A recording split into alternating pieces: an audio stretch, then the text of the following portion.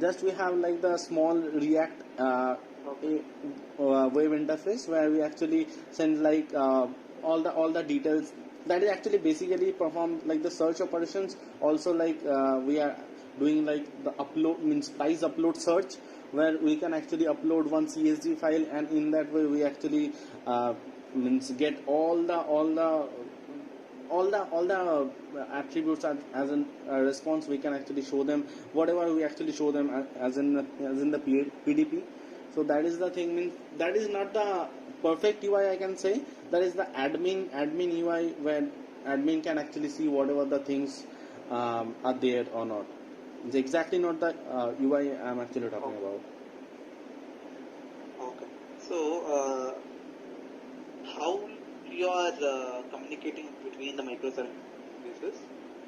Mainly we are using like the REST templates to communicate between the microservice. Okay. And also we have performed like Kafka also. We have actually used some bit of in the microservice to send one message to another service. Means that is basically the messaging template we are using. That is very small part we are using in our application. Mainly we have used like REST templates also.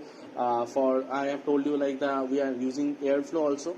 Airflow actually posting the data into AWS Kinesis, and from that Kinesis we are actually getting the data through ingestion service.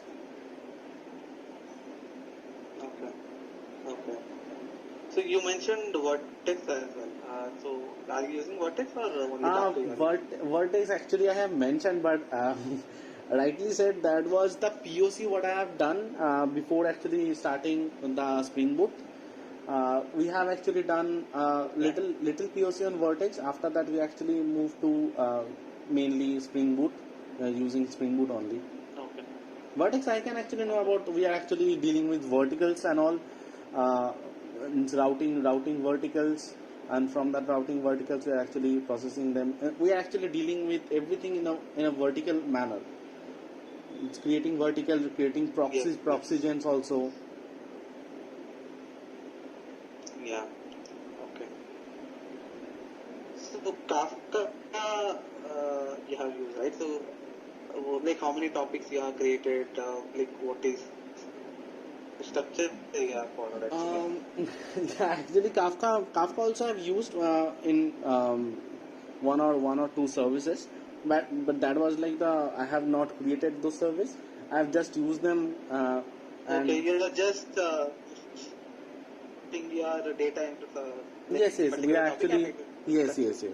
But I know about little bit more about Kafka, that we have like I have some commands to create the topics, as well as we have some replication factors, and also like the many things we actually mentioned there.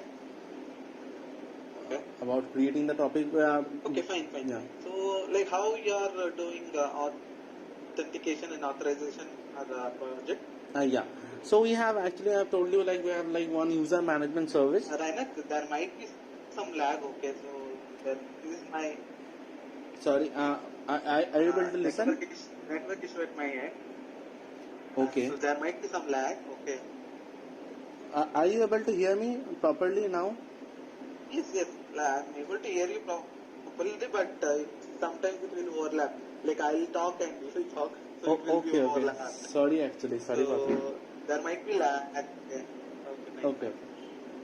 So that is my issue. Okay, don't worry. Network issue at my end. Okay. Sorry for that. So I was asking authentication and authentication. Correct. Yeah, what I have told you like previously, we have like one user management service. What we actually do means about the login feature, we actually use like the Spring security for that, and we actually send the username and password and check them from the DB with decrypting the password, and if everything is alright, then we are actually creating one JWT token and send that JWT token as a response. And with that JWT token, what we actually do means we actually use them in a authorization header and send them into different services.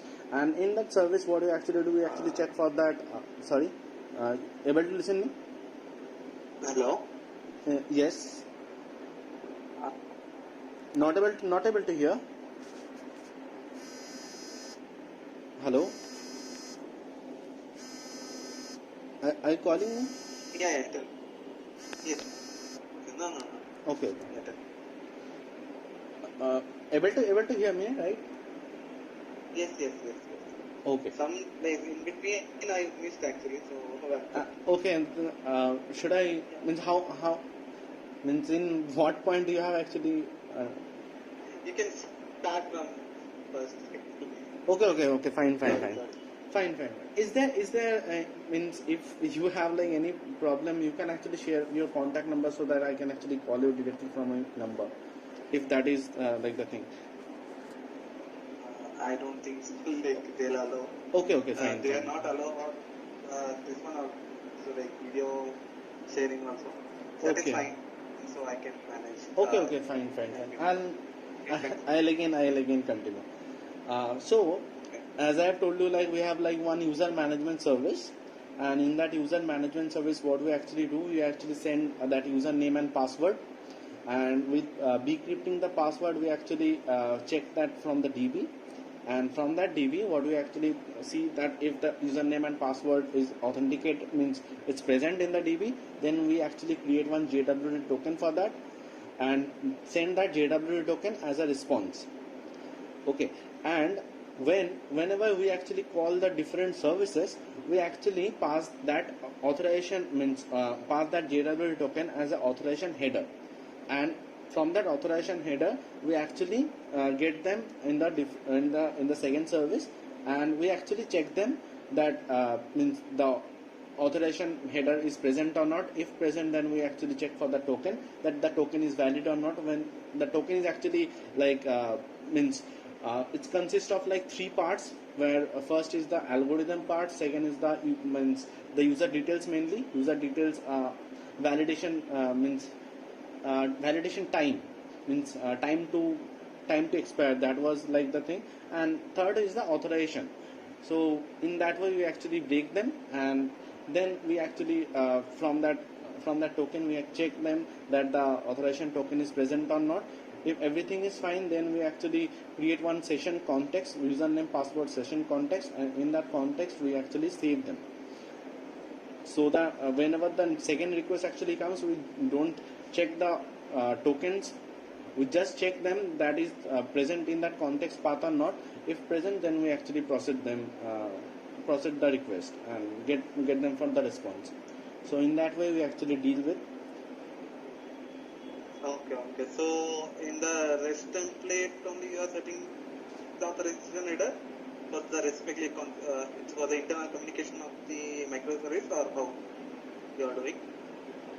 Yeah, from REST template we can actually pass them, or it can actually, whenever it comes from the UI, we are passing them as a authorization header, and just we are taking that authorization header. Okay. So how you are doing authorization then? Authentication is fine. Then authorization part, like role based authorization. Okay, role based. Are you doing or not doing? Currently, we're actually not doing. Just we are, Okay. just we are taking them as it is. We don't have like all the setup actually running. We are still in the development phase. We don't have like the different roles of customers. We just have the admin. We actually can deal with everything. Okay. So are you using any encryption decryption policies in your current project? Encryption, decryption. Yeah. Like, are you using anything like that, or you are not using? Not exactly, but we are actually using like the some algorithms. Exactly, I'm not remembering that name to create those JWT token. Those algorithm we actually used, but not exactly like any encryption and decryption we are actually Basically, using. I was asking about the like sensitive data. Like, do you have any sensitive data No, which will be stored in the database, and you uh, need to encrypt that or decrypt? while setting No, that? exactly. I'm as I have told you, like we are part of the product squad. We don't have like those type of data. That was part of mainly like the checkout squad or order squad. We actually have like the payment information. Okay. That is Yes, yes, actually, yes. yeah. But that was means in the lockdown time. I actually don't know that what they are actually doing. That is like the thing. Previously, we actually have discussed about the things that what they are actually doing. But in this time, we actually don't know how they are actually doing and what they are actually doing. Okay, okay. So your right is JUnit as well, right? Yes, JUnit we are using. Yeah. So what is the code coverage you are maintaining? Mainly, we actually process with like in the 90% coverage. Mainly, Okay. yeah. We actually means we also So like. what all things you are including Sorry. to get that? Like you will exclude some of the classes, right? So what all the classes you are excluding? Like Sorry, I actually don't understand. no, like so the code coverage will be like taken into consider, like everything it will take, right? Even the model class also it will take everything it will take. So there will be some condition, right? So while taking the code coverage in the Sonar properties, you mention you can ignore these files, and then the code coverage will be more. So that kind of question I was asking. So Okay, are you okay. having any exclusion Uh, of any classes? Like to consider these classes. Like only no we need to write actually test cases for classes. no only we actually write that whatever class we are actually creating, not we are actually covering the generated class that was actually being generated while doing some event clean build. uh, so only those classes we actually write. In those classes we are actually maintaining the JUnits, mainly like the what I can say, the controllers services, and also like the what I can say, DAOs. So those three, and also if you have like something like the util class or any other those type of class, or even say populators also. So those class we are actually maintaining, but not other than that. Okay. Okay. So uh, you are also using Sonar as well, or you are not using No, no, Sonar? no. Sonar we actually using, but we actually don't like configuring Sonar. We actually just see them, and if there is some any defects come, so we actually fix them. Like basically, I was asking like there will be in the Sonar console you can see, right, that like how many critical bugs we have, Yes, yes, yes. how many Right, duplicate codes we have, code smells. right. Those things are you fixing those things, or you are not at all looking at No, no, those no. things? We are actually fixing those things. Means whenever we are actually uh, mm, means transferring our code to higher version, we have to maintain those things. Have to be cleared. We cannot have like the critical issues, and we are actually passing the code into develop or in the QA environment.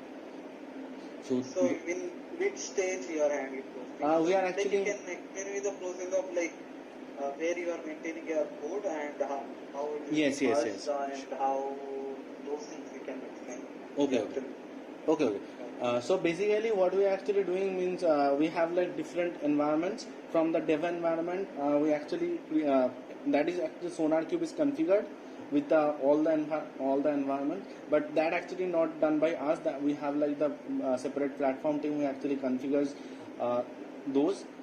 So whenever we actually put the code into the branch in the Git branch, so what it actually do means we can actually see then that the SonarCube is running on that environment, on that service repository basically. So we can actually check after we commit our codes. So if there is some critical or major bugs are there, we actually fix them and means give them a new build basically. Okay. So where you are maintaining your code base? Code base we are actually maintaining means sorry, you are talking about the code base which, sorry, I actually Like where you will keep your code base? in the Like you will git pull git commit branch. the Git, right? Yeah, in the Git branch we So, actually. so for the development, how we are are you directly doing anything in the master branch or what? No. What is the process? Yeah. The process mainly we actually we have like one master branch, one develop branch for each and every repository, and we whenever we actually have one story, so we actually create one branch from the develop, and then we actually do our changes in that branch. Then we actually test those branch, and if everything is alright, then we actually take one reverse merge from develop to that branch. Then we just create one pull merge request from that branch to the develop. So in that way we actually process, and after that whenever it actually goes to a higher level, then we actually take a cut from develop and merge that into master. So in that way we actually process from develop environment. Who will do that? Sorry? Who is going to do that? The merging part to master branch? Master, we actually have like we have no actually I don't do that. We have like the tech lead is there, so we actually take those cut and send them as a build to master. Okay. So, do we have any idea in the CI CD pipeline or? No, that is also like No idea, right? yeah, that is also like performed by the platform team as well. They actually create the Jenkins script. Yes. Okay, you also mentioned about Docker, right? Yes, so Docker. I was expecting, so you know that also. Yes, Docker. So you are creating a Docker image for Yes. each and every microservice. Yes. So where you are maintaining the Docker file? A Docker file for Docker file we are actually maintaining in each and every services. We have like the Docker file, and also we have like the one Docker compose file, and from that Docker compose file we actually have all the information about all the Docker files where it actually can look for, and from that Docker file we actually have like the jars. So in that way we actually process the build and also like deploying the jar means creating one image. So like what is the main advantage of Docker image? Why? Docker image, that means what I can tell about that we are actually maintaining means creating one containers to run all the images at one time, and means we have like different multiple services are running, so we need to check, means we need to have like in one configuration that they can actually run into, or I can say about like we can check them what all the status they are actually having, and what all the images that are running in that Docker instance, and also like what means what port they are actually exposing to, and what port they are actually running to. We can actually check them. Okay. So as per the testing point of view, like how you are testing your application like after the development, are you using any Postman or Swagger? Now we actually use like Postman and Swagger both. Whenever we actually means we done with the local development, we can actually pass them into that sandbox, and in that sandbox we have like the initial round of QA was been done. Then we actually process them into the higher environment. But mainly we actually doing in both way. Means in Postman mainly where we are actually using like in the local development we can use Postman some of the time, but mainly for sandbox using they actually use like the Swagger only. So to which profile they are actually hiring you, like for Mindtree? So did they mention any profile or what is the profile for which they are hiring? Just a moment, I actually tell you. Just a moment. Uh, confirm as a post of technical lead. Okay, technical lead, right? Correct, right? Okay, Yes, nice, yes. right. So Just I I checked asked the like, mail. so like, do you have any experience in handling any like thing like in your current project? Are you handling anything? Not exactly. I'm part of the team, but I'm not actually handling the team. We actually have like only two developers with one lead, with one tester in our squad. Okay. I am the one of the developer. Okay. Okay. Okay. So you are following agile. So what is Yeah. the duration? The sprint duration is 2 weeks. Okay. Yeah. So after every 2 weeks, you will give the demo to client, or what is the process? Yeah, we can actually schedule one show and tell to the client whenever we actually done with means it's not every 2 weeks. I cannot tell you that because uh, sometimes the story was not fully understandable at the very first moment, so it can actually take more than like 2 weeks. So we just move them into the next sprint. Some of the times if the story was not completed, means I can deliver the story completion, means with all, means development, code review, and also like the testing. If not completed, then we actually go for in the new sprint, and then we Is actually is this because less number of developers, or what is the issue? Like you are not able to like you told, right? So it will be made below to the next thing. So because of lack of number of developers. So that is the reason, because only I, two developers are there. yeah, only So two you developers are need to there, but take care of everything. the thing is like means that was not like I cannot tell that it's a lack of developers, so we need actually much more time. So that is not the thing. Sometimes the story was actually not being cleared from the very first time.